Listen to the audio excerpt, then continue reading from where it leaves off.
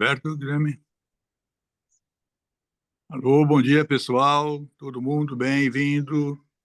Muito obrigado pela participação de vocês. Eu sou Eurico Barini, vice-presidente da DCE São Paulo, e junto com o Guilherme Valieri, damos bem-vindo aqui ao Vidoe para nos iluminar com algumas colocações sobre o futuro do trabalho, um tema muito interessante, especialmente agora na fase do AI, né?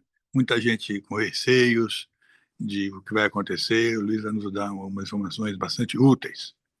Eu queria agradecer a participação de todos. A DCE São Paulo é uma das antigas ADCE do Brasil, né?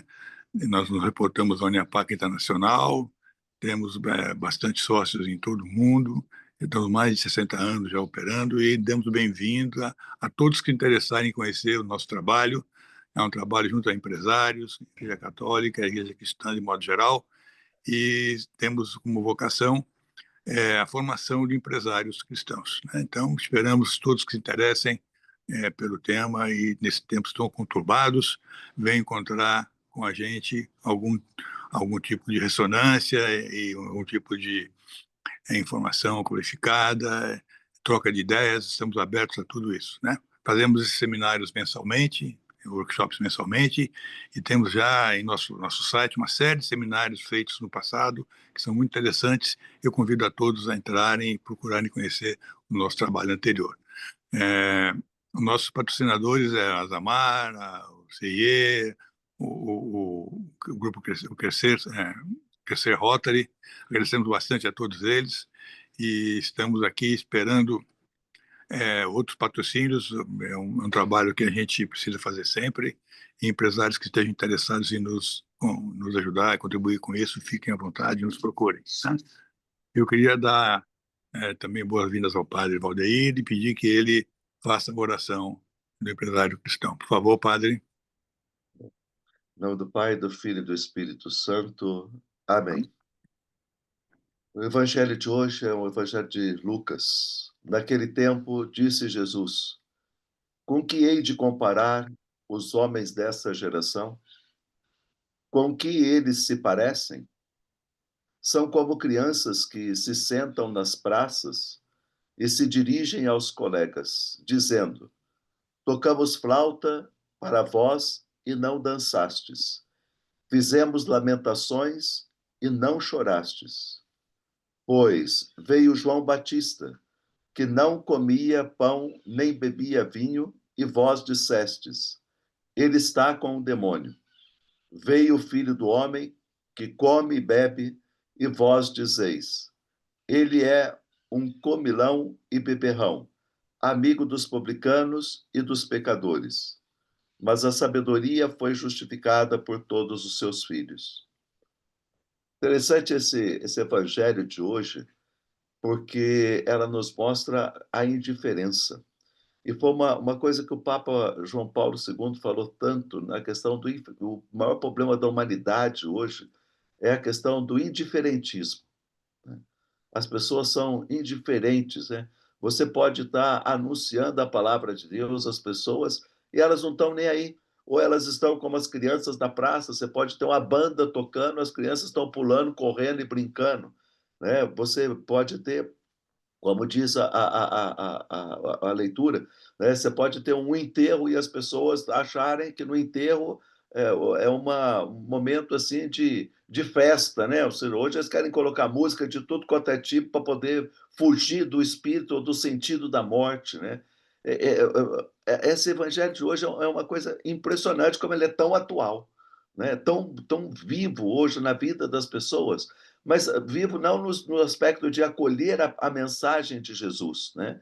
Não de acolher, ou seja, essa austeridade de João, porque João era uma pessoa austera, né? Ou seja, a forma de vida que ele apresenta, por isso que Jesus usa o exemplo de João, né? Ou seja, olha, João não comia nem bebia e falaram que ele estava com o diabo, né? Que estava com o demônio. Eu estou aqui no meio do povo, vivendo com vocês, né? Participando da vida de vocês, e vocês vão dizer que eu sou um comilão, beberrão e vivo no meio dos pecadores, das prostitutas, né? Ou seja, é interessante como a dificuldade que as pessoas têm de compreender realmente, ou seja, quem é Jesus, né? De quem é a pessoa de João, qual é a mensagem que eles trazem, né? Então, acho que esse desafio, ou seja, que é um desafio que Jesus enfrentou naquela época, é um desafio que todos nós somos chamados a enfrentar no dia de hoje também, em levar a boa notícia, a boa nova a todas as pessoas, né? Vamos fazer a oração do dirigente cristão de empresa. Senhor onipotente, Pai bondoso, que criastes todas as coisas temporais para servir e deleitar o homem no caminho para o seu destino final, e que nos chamastes a colaborar contigo na tua criação e na tua providência, ao marcar-nos com a vocação de dirigente cristãos de empresa. Infunde-nos um fiel espírito de justiça e um ardente desejo de caridade, a fim de que, no nosso esforço para descobrir, para transformar e para distribuir os bens materiais, busquemos sempre a promoção integral dos nossos irmãos, os homens. E para que, servindo-os a eles, por ti e em ti, com nossas atividades, ascendamos todos juntos pela escala dos bens materiais até a posse dos eternos bens. É o que te pedimos por Cristo nosso Senhor. Amém. Em nome do Pai, do Filho e do Espírito Santo. Amém. Muito bom, padre. Obrigado, Guilherme. Então, fique à vontade para apresentar o nosso convidado de hoje. Muito obrigado, Eurico, Padre Valdeir. Bom dia a todos e a todas. Um prazer estar com vocês aqui essa manhã. De certa forma, fazendo as honras da casa da Gigi, né, que normalmente faz esse papel. Ela está hoje participou na semana passada, ainda continua no México, do Congresso da Uniapac.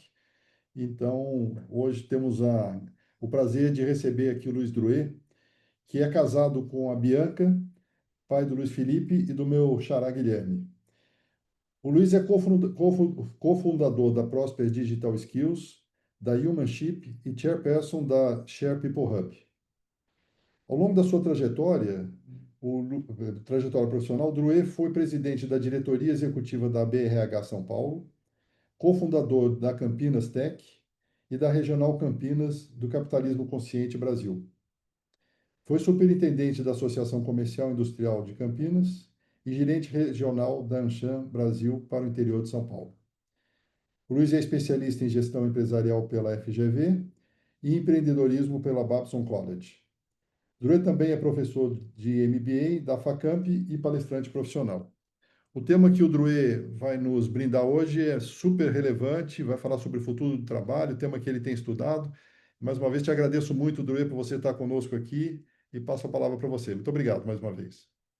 Obrigado, Guilherme. Eu que agradeço o convite, fiquei honrado e contente quando você fez o convite. Queria saudar aqui o Barini, né, o Padre Valdeir, a Gigi, que não pôde participar, mas é uma pessoa que eu admiro muito, né, pela qual eu acabei conhecendo o trabalho da DCE, também a seu convite, Guilherme, e fico feliz em poder voltar e nessa organização que eu respeito, admiro muito. Agradecer também as pessoas que estão nos acompanhando, né, que escolheram investir esse tempo conosco. Então, reconheço aqui a responsabilidade de fazer valer esse tempo que vocês estão investindo para trazer alguns insights, algumas provocações. Como o Guilherme colocou, né, o tema do futuro do trabalho é um tema que eu gosto bastante, eu venho me dedicando nos últimos anos a estudar.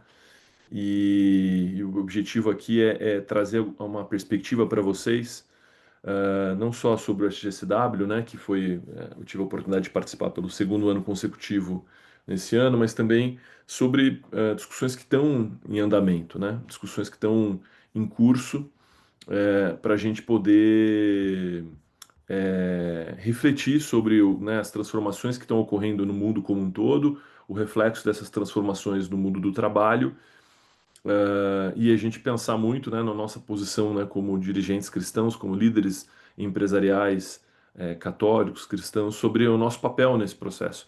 Então, quando o Guilherme fez o convite, né, e a gente definiu o tema em conjunto, eu fiquei refletindo muito, né, sobre esses insights, essas tendências que eu tenho procurado compartilhar a partir dessa experiência, não só no XSW, mas em outros eventos, e mas sob a perspectiva da doutrina social da igreja, né, para poder compartilhar aqui com vocês um pouco dessas provocações, né, essa doutrina que me inspira como empreendedor, como empresário, e onde eu acredito que a gente tem um papel fundamental, né, de não só construir empresas sólidas, lucrativas, mas empresas que ajudem o mundo a ser um lugar melhor, né, a dar oportunidade para as pessoas também. Então, fazendo uma rápida apresentação, como o Guilherme comentou, né, a primeira empresa que eu fundei foi a Share People Hub, uma empresa que agora em setembro completa 10 anos de mercado, então a gente está muito feliz ao longo desse mês de setembro em celebrar essa conquista. Não é fácil, né, uma empresa não só continuar existindo, mas estar sólida depois de 10 anos da sua fundação. Mas também hoje me dedico e me engajo em outras iniciativas. Então, em fevereiro desse ano, a gente lançou a Humanship, que é uma comunidade que tem o propósito aí de conectar lideranças de RH e provocar essas lideranças na construção do futuro do trabalho desejável, que é muito do que a gente vai discutir hoje, como que nós, líderes, construímos esse futuro desejável a partir das decisões, das escolhas que nós fazemos no presente, né? É, e a Prosper Digital Skills, que é um spin-off da Share People Hub, uma edtech focada em upskilling e reskilling para o futuro do trabalho, que tem também uma startup de impacto, que tem um compromisso também de, por meio desse esforço educacional, ajudar a corrigir um pouco do cenário de desigualdade de oportunidades, gerando impacto positivo também na sociedade. Tá? Bom, vou comentar um pouquinho dessa experiência no SXSW desse ano. Foi a minha segunda participação. Em 2023 eu tive a oportunidade de conhecer o evento. A gente levou um pequeno grupo de lideranças de RH. No ano passado não pude ir por conta do nascimento do meu filho mais novo, mas o Guilherme e outras lideranças de RH estiveram lá também. E esse ano nós voltamos lá com um grupo ainda maior, né? E já estamos preparando mais uma vez um grupo de líderes de RH para participar do SGSW de 2026. Aqui um pouquinho do grupo desse ano, né, que teve o patrocínio da Flash. Foi um grupo com bastante diversidade, com bastante representatividade. Então a gente ficou muito contente, não só com a ampliação do grupo, mas também com o público que a gente conseguiu levar. E participando desse tipo de evento, fica muito forte uma sensação de privilégio da gente poder beber na fonte, né, de um dos principais festivais de tendências e inovação do mundo, sobre o que está acontecendo e o que está por vir, e um senso de responsabilidade da gente poder compartilhar isso com outras lideranças, né, com o maior número possível de pessoas, para que essas pessoas possam também tomar consciência dessas transformações e se preparar para esse processo. Por isso que quando chegam convites como o de hoje, eu faço questão de priorizar na agenda para poder compartilhar esses insights e convidá-los a refletir e a participar dessa discussão. Tá? O objetivo hoje, então, eu vou passar por 7 principais insights aqui relacionados ao futuro do trabalho. Depois eu tenho algumas provocações também sobre isso, como eu falei, isso, né, dentro de uma perspectiva da doutrina social da igreja, principalmente sobre o impacto as pessoas com menos oportunidades e o papel das lideranças empresariais. Mas essas são as principais sessões aí que eu selecionei para compartilhar com vocês. E como a gente já combinou também na organização da agenda, eu vou procurar reservar os últimos 10 ou 15 minutos finais para a gente poder responder perguntas ou abrir para considerações, colocações de vocês. Então, peço que vocês, né, na medida do possível, já vão anotando essas perguntas, essas contribuições, para a gente poder ter esse momento final também, antes da gente encerrar pontualmente às 9 horas. Para quem não conhece, o South by Southwest foi criado em 87, né? Ele é uma resposta da região ali do Texas em relação a um festival que acontecia no norte e nordeste dos Estados Unidos. Então era o North by Northwest. Então eles decidiram criar o South by Southwest. Ele começou como um festival de música. Depois ele foi evoluindo para um festival de economia criativa, de tecnologia, inovação, startups.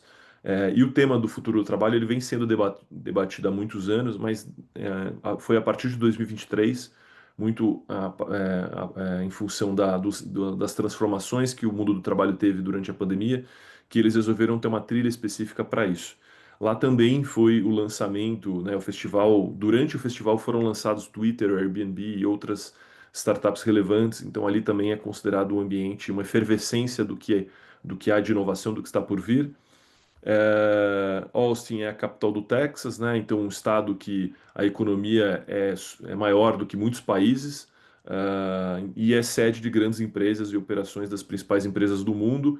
e eles têm um lema lá interessante que é o Keep Austin Weird, né, que mesmo com todo esse crescimento e desenvolvimento econômico, social, eles querem preservar as raízes, e Austin tem essa característica de ser uma cidade que eles chamam weird, é estranho, né, uma coisa meio diferente, então tem uma série de curiosidades lá relacionadas à cidade, e eles gostam bastante de preservar isso. É um festival que atrai gente do mundo inteiro, não só americanos, né, mas pessoas de outros países. E o Brasil tem sido, nos últimos anos, a principal delegação internacional fora os Estados Unidos, então com uma participação bastante representativa lá. Tá?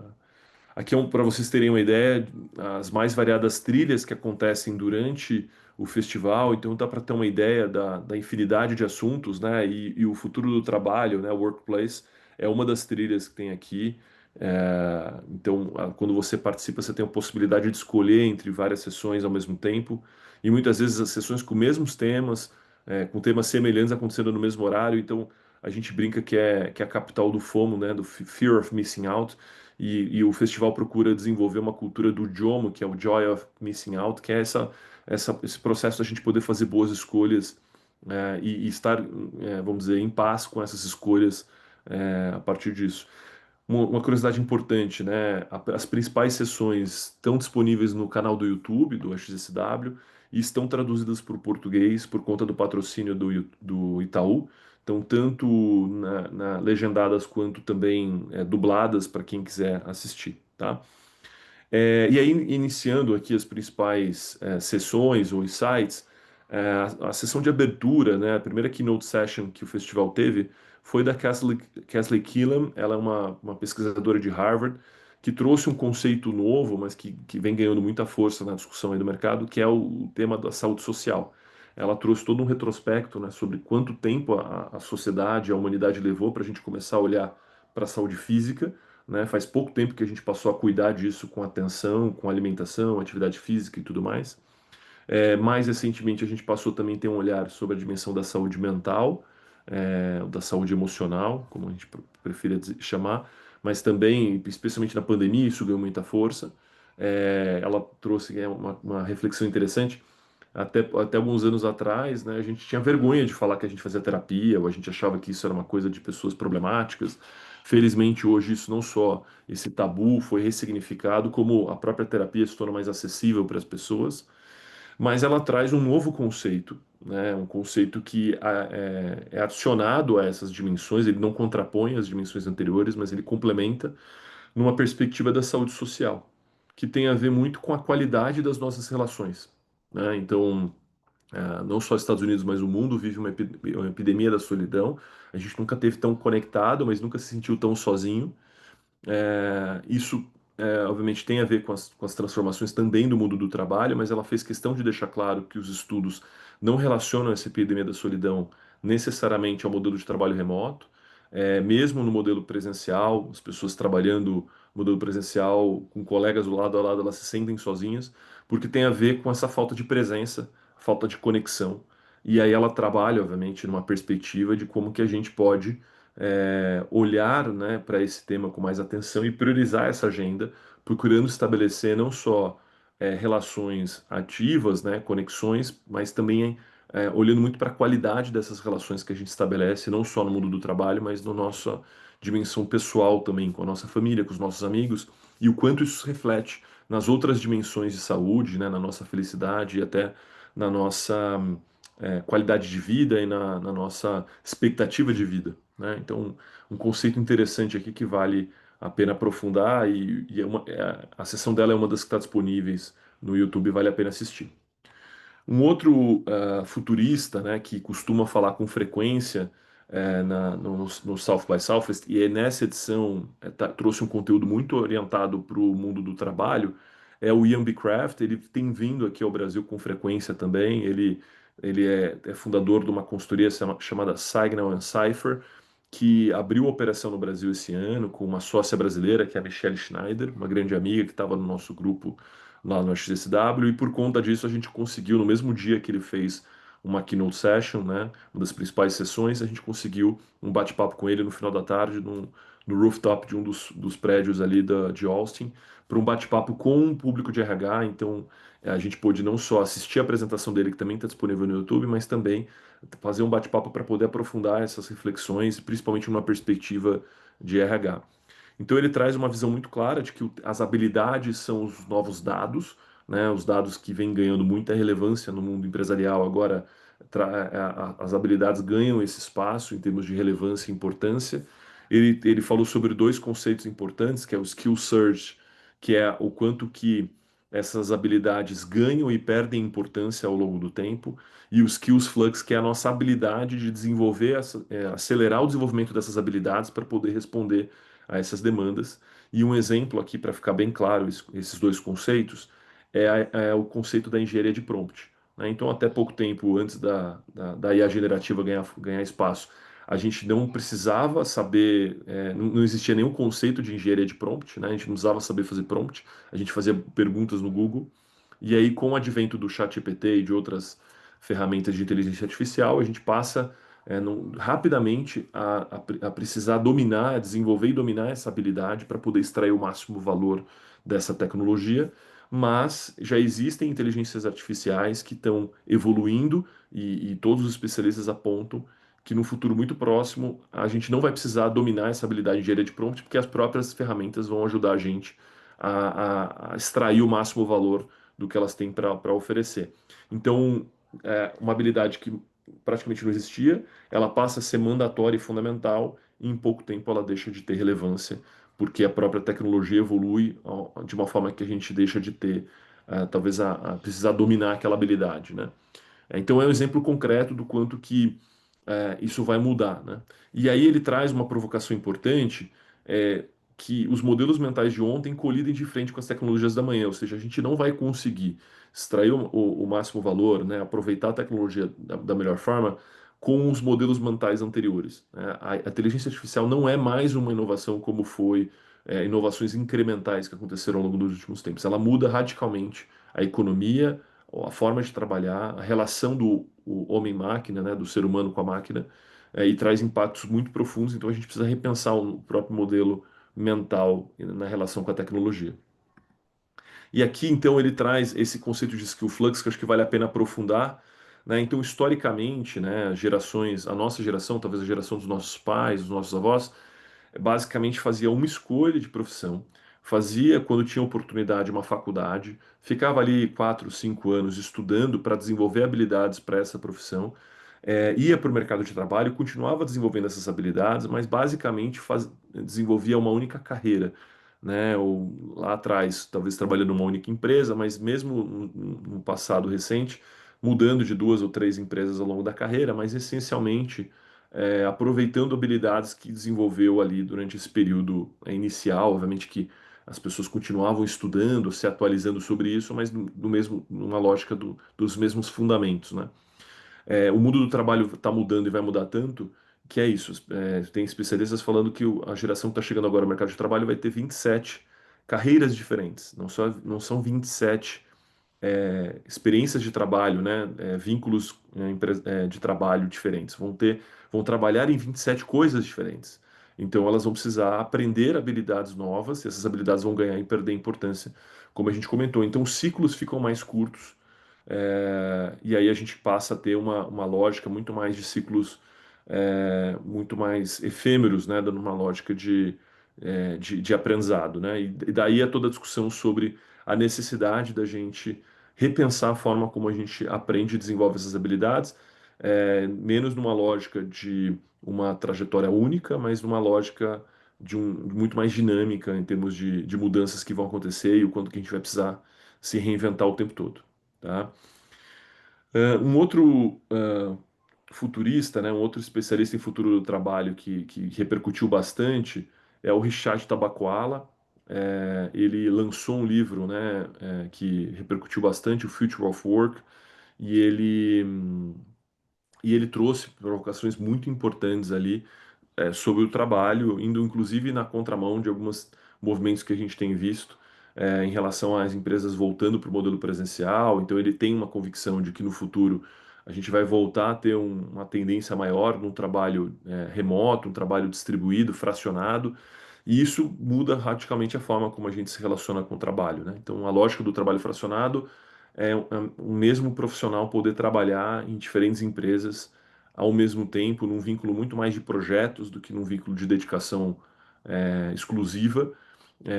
E aí eu não estou falando necessariamente, né, de exemplos ruins que a gente tem visto de pessoas que às vezes estabelecem compromissos de trabalho de dedicação exclusiva com mais de uma empresa, e obviamente isso é insustentável e é antiético, mas numa lógica do combinado não sai caro. Então, vou dar um exemplo, né, um diretor de marketing que muitas vezes percebe que ele gera valor quando ele trabalha para uma única empresa, ele gera mais valor durante um período específico do tempo ali, num processo de planejamento estratégico, de desdobramento, e depois disso a contribuição dele estratégica acaba se concentrando em poucos momentos. Faz muito mais sentido, né, nessa visão dele, por exemplo, se relacionar, ter uma dedicação com 2 ou 3 empresas, né, dentro de umas jornadas combinadas, para ele poder gerar valor estratégico para essas duas e três empresas ao mesmo tempo, do que necessariamente estar numa única empresa, né? É óbvio que tem novas políticas e regulamentações que precisam seguir esse movimento, né? Tanto do ponto de vista de a gente pensar aqui na nossa legislação trabalhista, obviamente que tem muito para evoluir nesse sentido, mas também no sentido de estabelecer os combinados, né, em relação à confidencialidade, uma série de fatores, mas o Richard aponta isso como um movimento muito forte que deve acontecer. Então, isso, o modelo traz um foco muito mais na atividade, não na carreira a ser desenvolvida, um aprofundamento técnico específico em detrimento de um olhar mais institucional, e as pessoas passam a ter um olhar de carreira like a company, numa jornada muito mais empreendedora do que uma jornada tradicional de trabalho, e ele vê um marketplace, um potencial de mercado para conexão dessas demandas de trabalho, né? Um outro painel interessante relacionado ao futuro do trabalho foi esse falando especificamente sobre o modelo de freelancers, né? Aqui a gente ainda tem um paradigma muito relacionado ao freelancer como um trabalho precário, um trabalho de quem não consegue uma oportunidade melhor, ou de quem ainda não conseguiu qualificação para isso. E a discussão lá sobre o tema vai numa direção completamente diferente, né? Então, esse painel, né, com 2 especialistas de plataformas focadas nisso e um executivo da NASA, moderado aí por um jornalista da Yahoo News, trouxe que isso é uma tendência muito forte, né? Hoje, 36% dos profissionais americanos se identificam como trabalhadores independentes. Existem projeções que no futuro próximo essa marca deve superar os 50%. Então, a maior parte da força de trabalho nos Estados Unidos vai ter essa característica. É, Existia uma discussão sobre o quanto que a desaceleração do mercado de tecnologia poderia influenciar com que essa tendência perdesse velocidade, mas isso não aconteceu. Ele continuou crescendo mesmo dentro desse contexto. E o mais importante, né, esse modelo de trabalho não tem sido utilizado só por uma questão de necessidade, né, não é uma lógica da gig economy ou dos motoristas de aplicativo, motoristas de Uber, mas também tem sido uma opção do que eles chamam de talent economy, que é esse modelo de um trabalho de plataforma, mas numa lógica de profissionais qualificados que escolhem trabalhar dessa forma porque entendem que esse modelo traz mais vantagens para ele. Eles querem ter o poder, o controle nesse sentido. Então, um exemplo disso é esse dado que foi citado pela Human Cloud, que 91% dos profissionais freelancers asiáticos responderam numa pesquisa que não trocariam esse modelo de trabalho pelo modelo tradicional, mesmo que com aumento significativo de remuneração. Ou seja, 91% dos profissionais com freelancers não estão trabalhando nesse modelo enquanto não encontram algo melhor, mas sim por convicção de que é o modelo melhor para eles trabalharem. Então, isso muda radicalmente a forma como as empresas lidam com o tema, e não é por acaso que a NASA estava lá, inclusive, falando como eles têm utilizado esse modelo para o desenvolvimento aeroespacial, né? Então, enquanto a gente muitas vezes nas nossas empresas acha que esse modelo não pode funcionar por conta de, de um perfil mais qualificado de mão de obra ou por questões de sigilo e tudo mais, a NASA está mostrando que é possível, e eles trouxeram essa experiência muito em função olha, a gente percebeu que a gente não ia conseguir continuar contratando os melhores talentos do mercado se a gente mantivesse o modelo tradicional de relação de trabalho. A gente precisava flexibilizar isso para poder continuar atraindo e contratando os melhores profissionais do mercado. E aí, obviamente, que eles trouxeram boas práticas nesse sentido, para que isso funcione. Esse foi um outro painel que aconteceu antes da trilha principal, né, do SXSW, aconteceu no SXSW ATU, que é um festival que acontece antes do festival principal, focado muito em educação. É uma sessão que foi promovida pela Universidade de Phoenix, mas que eu trouxe também porque discutiu fundamentalmente o tema de upskilling e reskilling, né, o desenvolvimento de habilidades, tanto numa perspectiva de incremento quanto de requalificação. E além de dois representantes da Universidade de Phoenix, esse painel trouxe dois executivos de tecnologia, trazendo muito sobre essa transformação que eu comentei, né? O quanto que os empregos vão mudar, o quanto que as pessoas estão dispostas a desenvolverem novas habilidades, mas elas não têm clareza muitas vezes de quais habilidades elas precisam desenvolver e o papel das empresas no sentido de guiar e sinalizar quais são as habilidades valorizadas nesse momento e no futuro, para que esse trabalho possa, esse esforço de qualificação possa ser bem aproveitado. Eles trouxeram também uma discussão sobre Skill as a Service, que tem muito a ver com essa lógica de um trabalho fracionado e um trabalho como freelancer. Então, você começa a mapear habilidades que são necessárias para o seu negócio e que você não precisa necessariamente contratar um profissional para poder acessar essa habilidade. Você pode estabelecer uma nova relação de trabalho para ter essa habilidade dentro da sua organização. E eles trouxeram também, falaram sobre Third Skilling, que é um pouco do que eu comentei com o Ian Becraft, mas também esse conceito de habilidades adjacentes, que é uma lógica onde, partindo do princípio de que a gente vai precisar de habilidades que sequer existiam, obviamente não vão ter pessoas que dominam essas habilidades, mas a gente tem que pensar muito em quais habilidades são próximas ou equivalentes para acelerar esse processo de desenvolvimento de novas habilidades, né? Uma outra sessão importante numa discussão de futuro do trabalho foi essa discussão sobre o tema dos diplomas.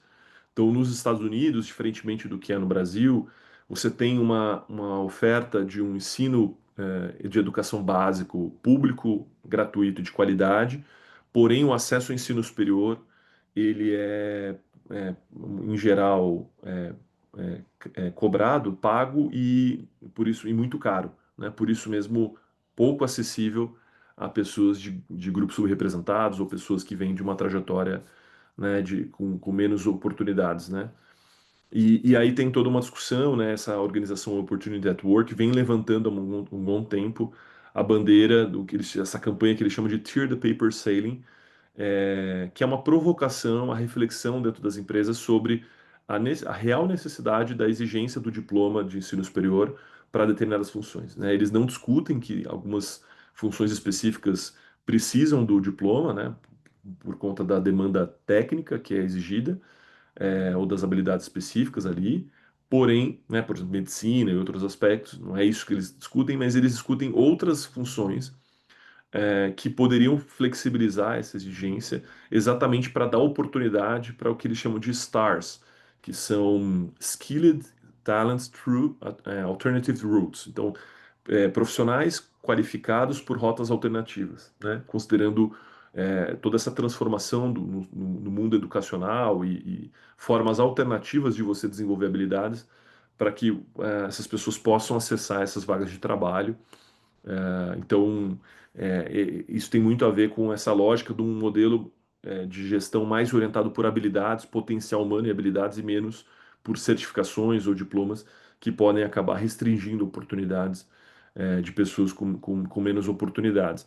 Então, além deles falarem, obviamente, sobre a importância dessa sensibilização nas organizações, eles trouxeram um case interessante da Trane Technologies, que é uma empresa ligada à economia verde, e que percebeu que a sua força de trabalho estava envelhecendo, muitos em vias de se aposentar, e eles com uma dificuldade tremenda de contratar mão de obra pelas formas tradicionais com que eles vinham fazendo. E aí, inspirados por todo esse movimento, eles resolveram fazer um robusto programa de formação, dando oportunidade para pessoas sem exigência de diploma, mas dando oportunidade de qualificação nas habilidades que eles estavam demandando, em parceria com esses profissionais experientes que viram nessa iniciativa um novo ânimo, né, um novo entusiasmo para aproveitar a experiência deles e tornar útil esses últimos anos antes da aposentadoria para uma transferência dessa experiência, né, para profissionais que estão iniciando naquelas áreas, não só jovens profissionais, mas profissionais em transição de carreira ou mudando de área, e com isso conseguiram construir um pipeline de talentos não só muito qualificado, mas muito engajado, né, com a organização. E indo para a parte final aqui, né, das sessões que eu compartilho com vocês, antes de algumas provocações, a gente abrir para as perguntas, a sessão, sem dúvida, que mais me impactou, né, dentre todas, com certeza foi da Margaret Spence. Ela é uma mulher jamaicana que construiu a carreira dela toda na área de RH nos Estados Unidos, e ela escolheu falar especificamente no South by desse ano sobre o impacto econômico, né, do desenvolvimento de mulheres para o futuro baseado em IA, mesmo sendo um empreendedor aí que está mergulhado no tema de inteligência artificial e que acredita muito, né, na formação de grupos subrepresentados, eu confesso que me surpreendi com os dados, com os estudos que ela apresentou do Fórum Econômico Mundial, da ONU, da OIT, do LinkedIn, McKinsey e outras, os estudos de outras organizações com bastante credibilidade, sinalizando que as mulheres hoje ocupam postos de trabalho que estão muito mais expostos ao risco de serem substituídos pela IA e ao mesmo tempo vem recebendo bem menos oportunidades de letramento e upskilling. É um cenário que, se nada for feito, fatalmente vai levar a gente a ter um retrocesso nessa agenda de diversidade, né, dentro das organizações e um impacto social também muito significativo, né? Então ela trouxe uma série de estudos, né, sinalizando isso e um call to action muito forte na necessidade da gente poder repensar isso e criar medidas que enderecem o tema. E lá mesmo a gente começou todo um movimento convidando a Margaret para vir ao Brasil. Ela palestrou num dos nossos eventos agora em julho e deve vir novamente ao Brasil em novembro. Ela, né, tem inspirado muito esse trabalho e lá mesmo também a gente começou a discutir com lideranças de RH de empresas relevantes como a Patrícia Pugas da Magalu, o William da Vivo, a Carolina da Ipiranga, a Priscila do Nubank e outras empresas sobre a necessidade da gente fazer algo de concreto, né? E aí a gente já trago aqui um pouquinho, né, antes de voltar para aquela mensagem final, essa iniciativa que a gente lançou e está em curso ainda, num processo aí de viabilização, que é o Potencial, um programa de letramento e upskilling em inteligência artificial para mulheres, 100% online, que tem essa ambição aí de capacitar 10 mil mulheres entre outubro desse ano e março do ano que vem, e que vem sendo viabilizado aí pelo patrocínio de empresas para viabilizar não só vagas para mulheres colaboradoras, mas também para mulheres da comunidade com menos acesso a esse tipo de oportunidade. Então, que é uma resposta muito dessa provocação. E aí, indo para a parte final aí das reflexões e considerações, né? Eu acho que a grande diferença que eu tenho visto, né, participando desses eventos, não só do AXSW, mas também do Indeed Future Works e outros eventos que eu tenho tido o privilégio e a oportunidade de participar, é que acho que a grande diferença, não existe uma diferença significativa no que está sendo debatido, né? A agenda do RH ou das lideranças, dos desafios empresariais lá fora é muito semelhante à agenda que a gente está vivendo no Brasil, seja porque nos últimos anos a gente passou a ter um acesso muito maior ao conhecimento, às fontes, às tendências, mas também acho que por conta da própria pandemia, acho que igualou a gente em termos de desafios organizacionais. É, mas o que eu percebo de uma forma relevante é a diferença de perspectiva em relação à forma como essas lideranças lidam com as tendências. Enquanto aqui no Brasil a gente se posiciona muito numa lógica coadjuvante, né, como a gente olha para essas tendências e procura se proteger ou no máximo tentar aproveitar algumas dessas tendências. Lá fora existe uma discussão muito importante sobre como a gente constrói esse futuro, né? E por isso a discussão sobre futuros desejáveis, né? É uma lógica onde a gente consegue imaginar, sonhar e por meio das nossas decisões, das nossas escolhas, a gente poder construir o futuro que a gente deseja. E isso é uma provocação constante, né, nesses fóruns lá fora, e acho que é uma provocação que a gente precisa trazer na perspectiva aqui, a gente tem discutido isso muito na Humanship, na perspectiva do protagonismo da área de recursos humanos, mas também aqui, nesse caso, no protagonismo, acho que das lideranças empresariais, né? A gente deve olhar para isso não só numa perspectiva de coadjuvantes, mas como protagonistas da construção desse futuro, né? Então, aqui um pouco da Amy Webb trazendo essa mensagem, aqui a LaFawn Davis, que é vice-presidente de pessoas do Indeed, trazendo muito uma lógica de que a gente não pode deixar ninguém para trás, né? Como é que a gente de fato faz escolhas e toma decisões de forma a incluir ao máximo as pessoas, né? E aí dentro dessa perspectiva, é, eu trago aqui algumas perguntas que eu brinquei aqui ainda sem respostas, né? Porque eu acho que essas respostas estão sendo construídas, né? Mas são perguntas que confesso que tiram o meu sono e acho que a gente deveria estar mais dedicado a refletir e a encontrar essas respostas do que a gente tem feito nos últimos tempos, né? Então, primeiro, qual que é o real impacto da inteligência artificial no volume de empregos ao longo do tempo, né? Existem diferentes cenários, desde os mais catastróficos até os mais otimistas, mas mesmo os otimistas que sinalizam uma lógica onde a tecnologia, como aconteceu no passado, ela por si só vai gerar demanda de empregos, né? E a gente pode ir por esse caminho, mas a minha provocação é que as habilidades que vão ser exigidas por essas novas funções são radicalmente diferentes das habilidades dominadas por as pessoas que ocupam os postos de trabalho que estão sendo substituídos pela IA. É só a gente pensar no call center, por exemplo, né? Que acho que felizmente, inclusive, vai deixar de existir porque é um trabalho quase que desumano das pessoas ficarem ali num desgaste tremendo. Mas o ponto é as habilidades que as pessoas que operam o telemarketing hoje é, estão muito distantes das habilidades que vão ser exigidas para as pessoas que vão desenvolver tecnologia, outras funções que vão utilizar IA. Como é que a gente constrói essa transição?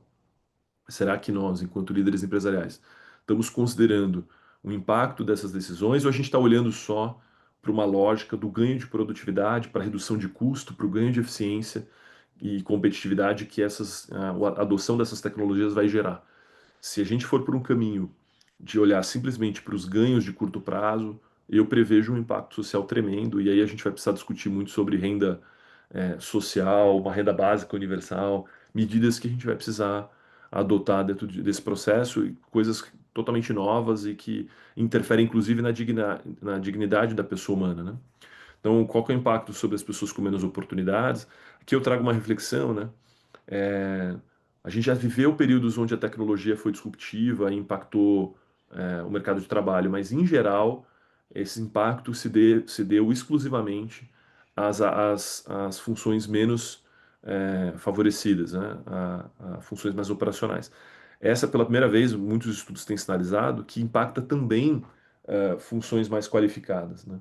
E aí vale aquela máxima que a gente conhece bem, né? Farinha, como é que é? Farinha pouca, meu pirão primeiro.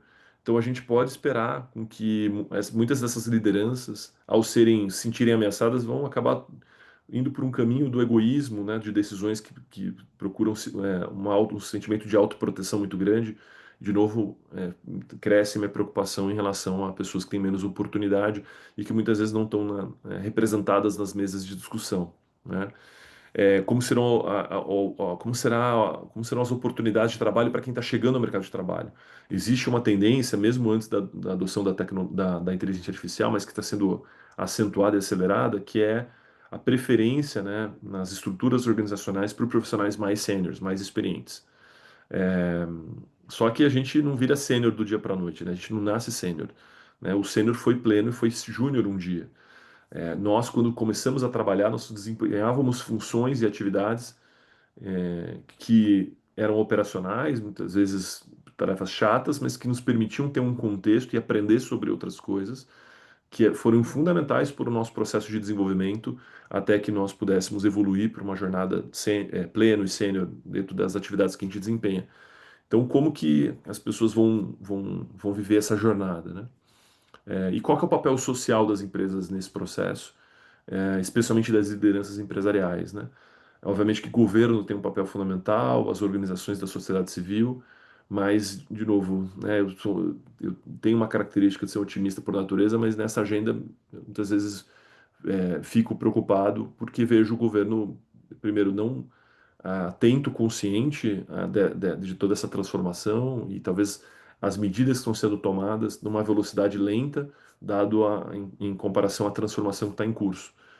Então, eu sei que o Francisco, do Movimento Brasil Digital, está aqui, então é um dos movimentos relevantes e necessários que a gente precisa ter, mas, de novo, eu acho que a gente deveria estar num ritmo muito mais acelerado, né, e para que essas iniciativas pudessem ganhar escala e impacto maior, dado o cenário que a gente está vivendo.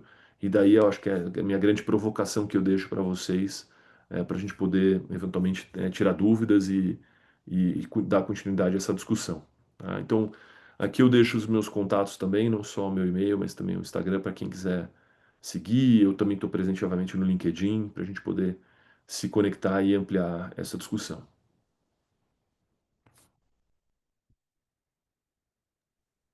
Rodrigo, muito obrigado. Deixa eu só entrar aqui na conversa. Deixa eu destacar aqui também para todos. Obrigado mais uma vez aí pela excelente apresentação.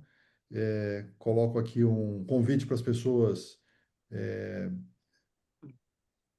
visualizar, remover destaque. Pronto.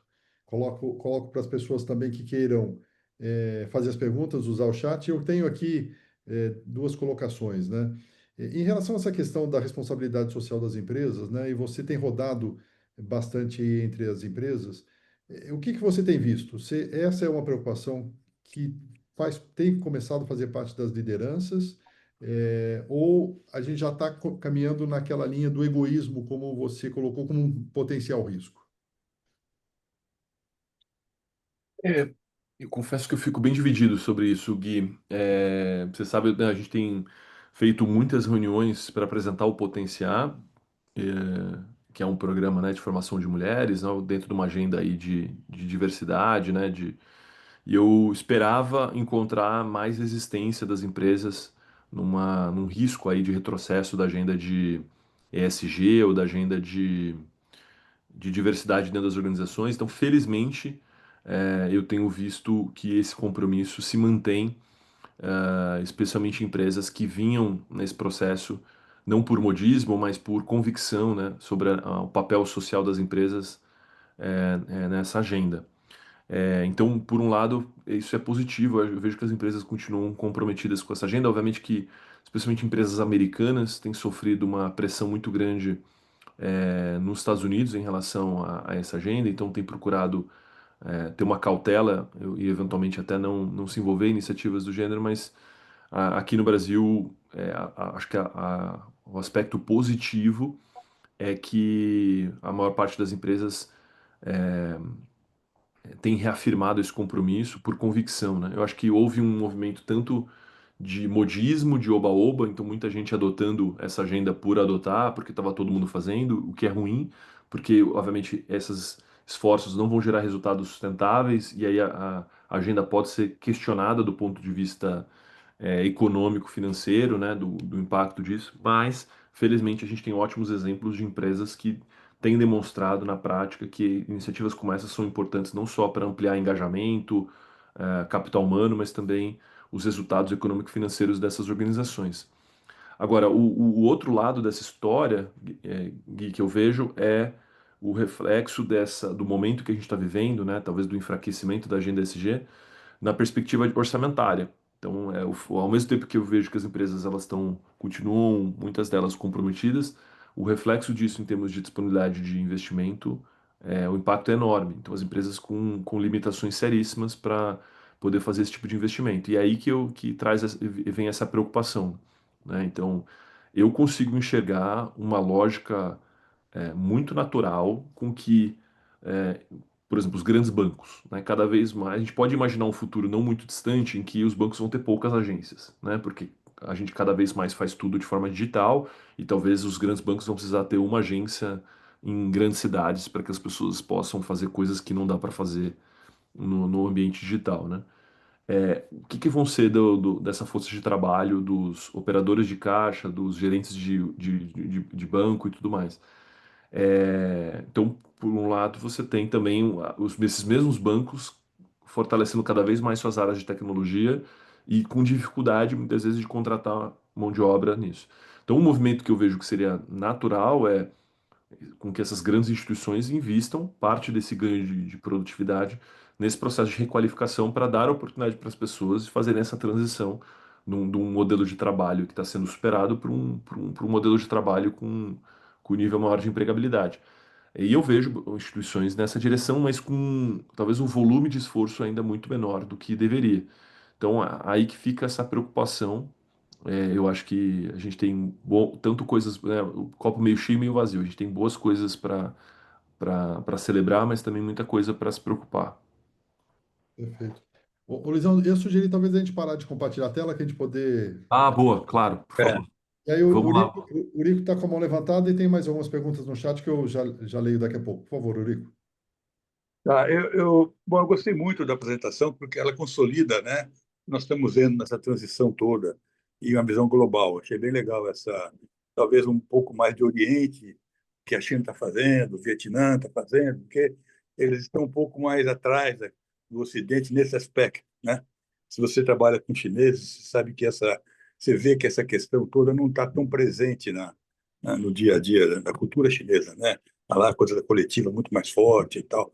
Mas no Ocidente, o individualismo, a questão do sucesso, a questão do acesso aos bens que são profundos, né? Tem muita coisa sendo oferecida, esse sentimento de inadequação e de falta de perspectiva que parece muito maior no Ocidente do que no Oriente. Então, mas por outro lado, se você olhar, porque as políticas públicas estão sendo feitas ao longo desses anos, né, dos anos 50 para cá, só nos países nórdicos e tal, você vê que existe um financiamento político, né, um financiamento social, uma verba colocada nesse gap de conhecimento bastante alta, né? Eu tinha um colega que ele era sueco. Quando ele perdeu o emprego, ele ganhou um curso de 2 anos para se requalificar, com salário, tudo pago pelo governo e tal. Então, essas coisas já existem há bastante tempo. E aqui no Brasil, a Bolsa Família tem feito um trabalho de cobrir esse gap de alguma maneira. Aí eu ligo isso com o fato do cara não querer trabalhar, que ele mostrou para a gente que 90% das pessoas preferem um emprego provisório e tal. É uma escolha pessoal. Então, eu me pergunto o seguinte: será que esse futuro, é, políticas públicas financiando essa falta de inadequação à tecnologia presente, né, que é sempre evolutiva e sempre inquietante, e a satisfação do ser humano, será que vai ser um mundo melhor ou um mundo pior? Porque nós estamos olhando isso do ponto de vista da gente, né? A gente lutou para chegar onde chegamos, né? Quem não tem herança, né? E a maioria não tem. A teoria das elites diz que apenas 5% das pessoas chegam aos cargos de liderança, se não forem da elite, né? Então, 95% da elite está tomando conta do mundo há muito tempo, né? Então, essas pessoas que chegaram lá por questões próprias têm orgulho disso. Mas se eu não consigo chegar, se eu não tenho perspectiva e tenho uma renda mínima, não é um mundo melhor? Uma pergunta aberta para a gente refletir, porque a transição me angustia. Mas será que angustia o meu neto, o meu filho? Muito bom, Badini. Ótima reflexão. E eu acho que você tocou num tema, né, citando países orientais. Acho que não só tem um aspecto cultural, onde eles levam vantagem para lidar com essas transformações, mas também as políticas públicas, né? Então é só a gente olhar para o exemplo da Coreia do Sul, né? A mobilização que foi feita em torno do tema da agenda da educação, agora a China também liderando essa agenda. Então, por isso que preocupa bastante, né? Eu me lembro no 2023, quando eu participei pela primeira vez do HCSW, que eu vi assistir um painel da Índia, onde eles já estavam fazendo um movimento acelerado de requalificação da mão de obra, reconhecendo que muitos dos postos de trabalho dominados ali, que eles tinham focados em outsourcing, né? E seriam substituídos pela inteligência artificial e eles poderiam requalificar essa mão de obra para que eles pudessem serem competitivos na atração de demanda de novos projetos e de empregabilidade. Então, acho que tem um ponto importante para a gente fazer enquanto país também, e acho que o nosso papel também é pressionar nesse sentido. Muito bom, obrigado pela reflexão. Gui, eu estou vendo aqui uma série de perguntas, posso ir pelo Pois é. chat aqui? Vamos lá, vamos. Você mencionou o Francisco Suéter, ele está aqui já com uma pergunta, né? E eu vou ler aqui que o letramento digital tem um espectro bem amplo, desde as pessoas que mal sabem utilizar celular até a adoção da inovação e transformação digital nas organizações. Como você vê o papel das quatro hélices, aqui no caso, empresas, academias, governos e associações nessa demanda? Não, eu acho fundamental, né, o modelo das quatro hélices. Agora, eu acho que quem precisa dar ritmo para acelerar o processo e trazer a visão de mercado são as empresas, né? A academia, a gente tem que ter um respeito pelo processo, né, de pesquisa e desenvolvimento, respeitar o governo, as associações, mas muitas vezes são ritmos diferentes da necessidade do mercado. Então, daí a importância das lideranças empresariais serem protagonistas nessa transformação para dar o ritmo necessário e trazer a visão do que de fato, quais são as demandas de fato do mercado. Boa, Luizão. E aí a importância da DCE aqui também, né? Ajudando a promover e estimular essa Só 2 minutos. aceleração, né? O Carlos Prudente comenta sobre a questão do treinamento para as novas tecnologias, né? Pessoas muitos anos longe de estudar, né? Talvez, né, com dificuldade de se adaptar. Clareza, trata-se de ensinar conhecimentos específicos para essas pessoas, não tudo. Aquilo que é realmente necessário para as funções de cada pessoa ou grupo específico de pessoas. Acho que ele está comentando um pouco aqui do foco realmente no upskilling em relação à questão da tecnologia, né? A gente está imerso nisso dentro da Prosper. A nossa provocação diária é que a gente precisa usar a inteligência artificial para ela ajudar a gente a acelerar o processo de desenvolvimento de habilidades para a gente poder acompanhar a transformação do mundo da inteligência artificial. Então, é muito o que a gente tem procurado fazer. E essa personalização que ele traz, né, de não querer ensinar o tudo, mas o que a pessoa realmente precisa, é fundamental. O desafio está nessa inteligência de mapear exatamente o que que é necessário, dado que isso está mudando o tempo todo, né? Mas isso foi uma ótima pergunta também. A própria tecnologia, de certa forma, ajuda um pouco também na didática, né? No aprendizado, né? Se bem utilizada, né, Luizão? Sim. O Marcos Belletri comenta como considerar a justiça do trabalho dentro dessas novas perspectivas. É uma ótima Só uma provocação. pergunta fácil, né? Essa pergunta é boa. Acho que tem um aspecto tanto do marco legal, né, do processo legislativo, né, sobre esse processo, como a própria justiça, que infelizmente tem uma visão ruim em relação aos empregadores, às empresas, né, e aí acaba muitas vezes prejudicando, né, a própria relação, né, criando uma indústria, inclusive, de querer levar vantagens e prejudicar a livre iniciativa. Eu acho que tem muito para a gente evoluir. O que eu fico pensando é que essa transformação está sendo tão forte que é mais ou menos que nem o Uber e a história do táxi, sabe? Então, se a gente for parar para pensar, ficar esperando uma regulamentação para o Uber, ela não teria saído até hoje. Mas aí começa a atividade empresarial e, de alguma forma, pela força que ela tem, a parte legislativa e o judiciário precisa se adequar a isso. E acho que isso vai acontecer também em outras dimensões do mundo do trabalho, o que não quer dizer que essas transformações vão ser todas positivas, de novo. Acho que elas têm potencial positivo, mas um risco também, por isso que a gente tem que ter muita consciência dessa decisão. O Gustavo Bog pergunta qual o lugar da humanização no futuro do trabalho. Ótima pergunta, Gustavo. A gente fala muito de tecnologia e inovação, né? Mas é um mantra ter sido, né? Se essa tecnologia, essa inovação não tiver a serviço do ser humano e não colocar o ser humano no centro, ela perde o valor, né? Social, ela perde sentido, né? E toda a inovação que é consistente, inclusive do ponto de vista econômico, ela colocou o ser humano no centro desse processo. Então a gente tem que levantar essa bandeira sempre.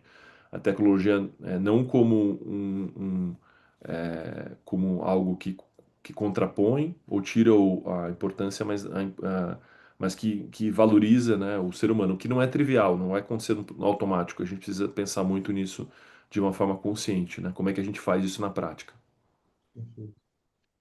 Bom, Muito bom. Eu acho que nós chegamos no final, né, Guilherme? acho que tem mais duas perguntas aqui, mas acho que não vai dar tempo realmente, não. Mas, de certa forma, estão aqui endereçados, eu passo para o Luiz, depois ele encaminha. Ótimo. Vou sugerir isso também.